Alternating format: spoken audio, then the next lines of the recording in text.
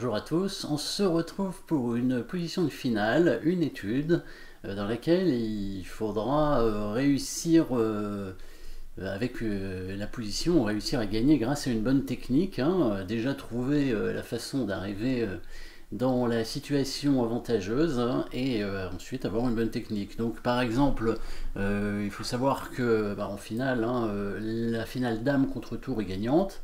Hein, et aussi, bon, on verra, je ne veux pas spoiler, hein, l'autre finale qu'il va falloir réussir à gagner. Après, c'est vrai que le roi noir est déjà dans le coin, donc finalement, ce sont des finales qui sont difficiles à gagner quand le roi est plus au centre.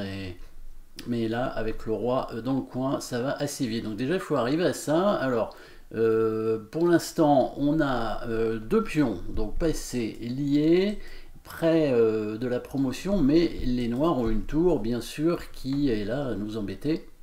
Comment faire pour amener un pion à dame, évidemment, hein. Le but, c'est toujours, toujours en finale, je le répète, mais en finale, la seule façon de gagner, c'est d'amener un pion à dame, ou en tout cas un pion à promotion, évidemment, parce que parfois, on ne peut pas faire dame, hein, évidemment, et souvent dans les études, c'est le cas. Hein, dans les parties, ça arrive moins souvent, mais ça peut arriver aussi. Donc ici, déjà le premier coup est compliqué. Déjà le premier coup est compliqué parce que on peut pas avancer un pion, hein, sinon on va perdre l'autre. Ou alors si on avance le pion C7, on va perdre directement le pion C6 qui avance en C7 évidemment, et après la tour pourra facilement récupérer l'autre pion. Évidemment, il faut garder un pion, hein, pour gagner, c'est la seule façon de gagner, encore une fois. Donc comment faire pour ne pas perdre de pion déjà, et empêcher la tour de se sacrifier sur l'autre pion, parce que là la tour menace de manger le pion ici, hein, en B5. Si on met le cavalier pour le défendre, le cavalier va se faire prendre et la tour pourra revenir, donc ça servira à rien. Une petite pointe, évidemment, hein, vous pouvez chercher la petite fourchette qui peut arriver en fait quand la tour va prendre le pion ici en B5. On avancera le pion C7 et on contrôlera la case de la tour en B8. Et donc la seule façon pour les noirs, pour empêcher que le pion aille à dame, c'est de revenir avec la tour. Et donc on va chercher la petite fourchette du cavalier ici. Donc le premier coup à trouver, c'est le coup qui nous permettra donc cette fourchette, évidemment. Où est-elle cette fourchette? Elle est ici, vous l'avez vu, bien entendu. Donc le coup de cavalier.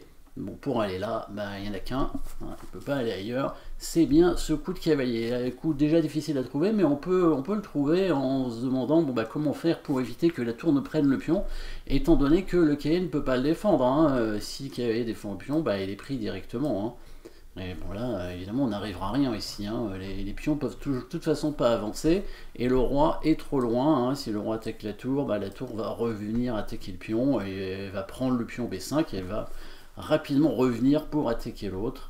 Donc rien à faire ici. Donc c'est l'autre coup de cavalier ne sert à rien non plus. Donc par contre le coup de cavalier ici est très bon, parce que maintenant qu'est-ce qui se passe si la tour prend le pion? Et on peut avancer le pion en C7, hein. Évidemment on peut avancer le pion en C7, et si la tour revient en C5, évidemment, voilà la fourchette, hein, qui permet de gagner la tour qui ne peut donc pas revenir sur le pion. Si la tour fait échec en D5, alors ça c'est déjà plus intéressant, évidemment, parce que là, il faut bien bouger le roi, ou pas d'ailleurs, faut voir. Parce que si le roi vient en C2, évidemment, la tour fait échec et va gagner le pion, hein. Donc là, ça va pas du tout. Et si la tour va ailleurs, si le roi va ailleurs, on fait échec avec la tour ici, et du coup la tour va pouvoir arrêter le pion sans se faire prendre par le cavalier. Donc finalement, oui, les coups droits sont pas bons, hein. Donc c'est bien un coup de cavalier qu'il faut jouer. On va mettre le cavalier ici pour protéger la case de la tour. La tour qui peut pas arrêter le pion, qui peut prendre le cavalier sur échec, mais le roi vient ici.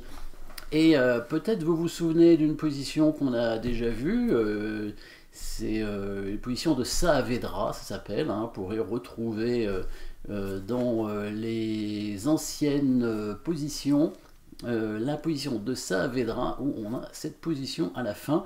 Ici, les noirs ont encore un coup. Vous pouvez essayer de trouver d'ailleurs dans ce coup qui peut être intelligent à jouer. Hein.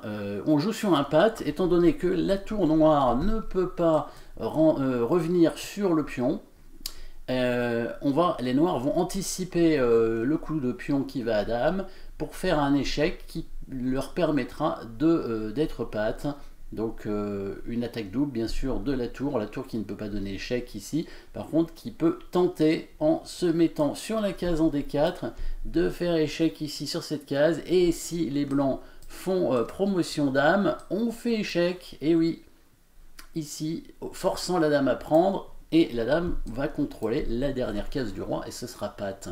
Sauf que les blancs sont malins, évidemment, hein, et ne vont pas faire une promotion dame ici. C'est ce que je disais tout à l'heure, peut-être que dans certains cas, on va pas forcément faire une promotion dame à cause du patte, mais une promotion différente, évidemment. On va pas faire ni un fou ni un cavalier, ce serait quand même très bête.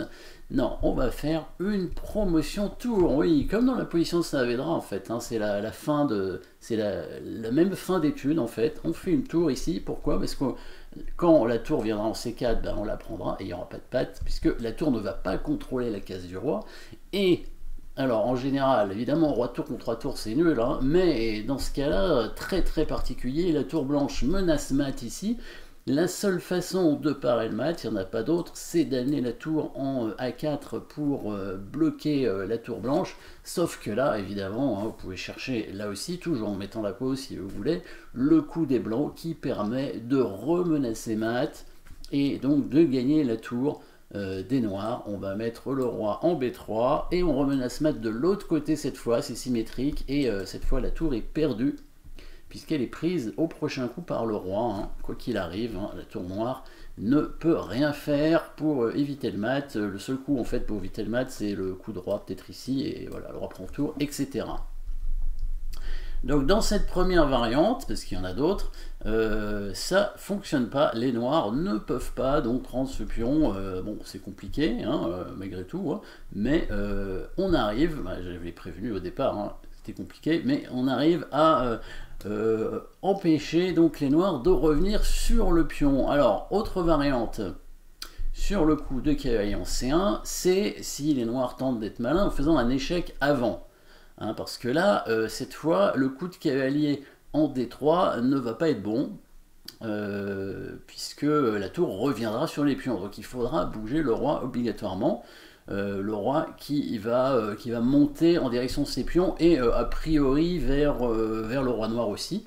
Donc ici on met le roi en C2, l'idée c'est que si les noirs continuent à donner échec, voilà, leur roi va continuer à monter. Donc c'est là où c'est compliqué hein, aussi, hein, on arrive dans une finale technique avec le roi qui va accompagner ces deux pions passés, même si la tour prend le cavalier, le roi va les accompagner, va protéger le pion le plus avancé ici, et avancer l'autre, et la tour, enfin le roi noir sera trop loin et la tour pourra rien faire contre les pions. On peut vérifier à peu près comment ça pourrait se passer hein, sur cet échec. Le roi revient ici, voilà, et là on avance. Si la tour noire revenait essayer de bloquer la poussée du pion, le roi blanc venait protéger et venait ensuite se cacher hein, devant son pion pour éviter les échecs, et le pion avance sa dame. Les noirs ne peuvent rien faire pour empêcher le pion, hein. Le roi noir est trop loin, hein. Donc au bout d'un moment, bon, la tour pourra prendre le pion qui va à dame, sauf que les blancs vont rester avec l'autre pion après, et le roi noir sera trop loin. Donc première phase technique à trouver, hein, ici, avec le roi qui va accompagner ses pions. Deuxième chose possible, et je pense que c'est la dernière cette fois, les noirs donc peuvent prendre ce pion, donc il a forcé le roi à bouger, il peut prendre ce pion, le pion avance, donc ici évidemment sur la tour qui revient en C5, on a la fourchette ici comme prévu, hein. Sur l'échec de la tour en D5, ça ne va pas changer grand chose, hein. On peut mettre par exemple le roi en C4 hein, ou le roi en E4 comme on veut, voilà, ça va rien changer, et la tour on ne pourra pas arrêter le pion. Dernier petit piège pour les noirs, c'est de ramener la tour sur la case B8 ici, petite pointe pour contrôler la case en C8. Parce que ici, on a une petite pointe. Hein. Si les noirs, les blancs prennent la tour en faisant dame, il y a patte, évidemment. Et pareil pour la tour. Pareil pour la tour, c'est patte aussi. Par contre, ici, on peut faire évidemment une promotion différente. Sûrement pas une promotion cavalier, hein, ce serait nul aussi. Finale de cavalier contre roi, on peut pas mater, donc c'est nul. Enfin, on peut mater, mais l'adversaire ne nous laisse pas faire. Par contre, si on fait une promotion fou, là on gagne. La finale est pas si facile à gagner, mais dans le cas où le roi noir est déjà dans le bon coin, c'est-à-dire le coin de la couleur du fou, normalement c'est pas très compliqué et ça va assez vite. Donc là ça devrait durer peut-être une dizaine de coups pour mater. Bon, si on n'est pas très précis, disons 20 coups, quoi. Voilà. Mais le but, de toute façon, dans cette finale, c'est de bloquer le roi et de le mater, justement dans le coin où il est en ce moment, c'est-à-dire de la couleur du fou. Sachant que dans cette position, c'est le seul coup pour gagner, hein, ici, parce que si on fait cet échec en se disant si le roi bouge et on prendra sa tour, il prend le cavalier et il fait échec. Hein. C'est ça la pointe. Hein. Évidemment, alors là, je vais aller un peu loin avec la flèche. Hop, l'échec, il est bien ici. Voilà. Il fait échec, et là, cette fois, c'est pas du tout pareil que tout à l'heure dans la position de Saavedra. Hein. Si le roi vient là, la tour continue à donner échec cette fois. On peut même faire ça d'ailleurs. On peut même faire tour B4. Cette fois, il n'y a pas de mat. Cette fois, il n'y a pas de mat parce que si les blancs font dame, comme tout à l'heure, toujours cet échec avec le patte. Et si les blancs font tour, les noirs, cette fois, ont cet échec ici, hein, qui permettra d'éviter le mat. Hein. Vous avez bien vu la différence par rapport à la position de tout à l'heure. La tour est en B4, alors que tout à l'heure, la tour était en D4. Ça change absolument tout, hein, la précision de la position.